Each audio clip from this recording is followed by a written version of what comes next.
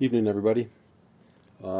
As I alluded to in my other video, I wanted to remove the half-inch spacer from the Explorer intake to shorten up the runner length a little bit. Try to gain a little more upper RPM out of it. So we were able to do that, and you know, anybody that has an Explorer intake knows it's got all kinds of these vacuum fittings all over it, and they're obviously mounted. They're mounted right on the bottom of the plenum here. There's an elbow that comes off here, and you can see where it's scraping up on the...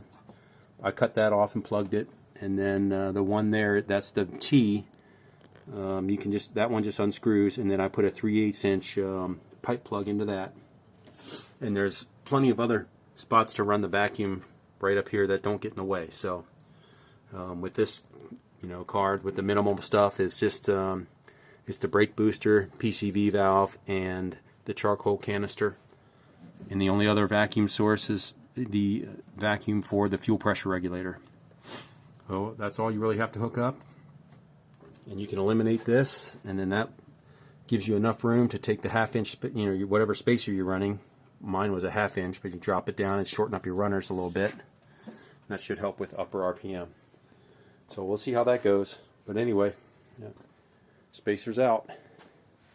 I fired up the car. One other thing I did when I went to the track, they asked me to go ahead and, since I moved the battery to the back, to go ahead and get the disconnect switch, which I have, and it's functioning.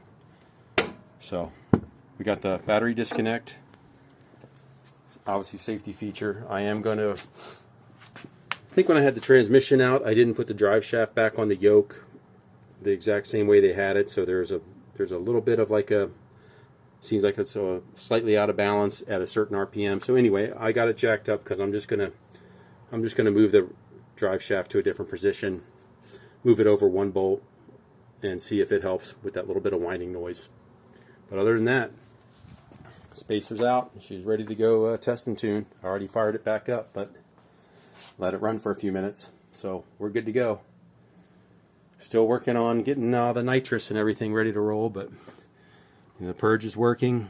It's all hooked up. Just working on the tune. Got the switches ready to go.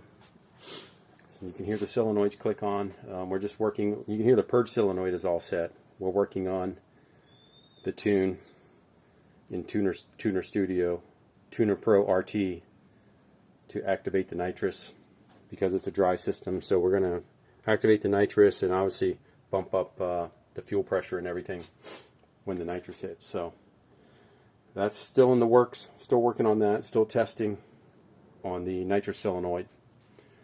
But that's the update. We'll be ready for the track with no spacer. Alright guys, have a good night.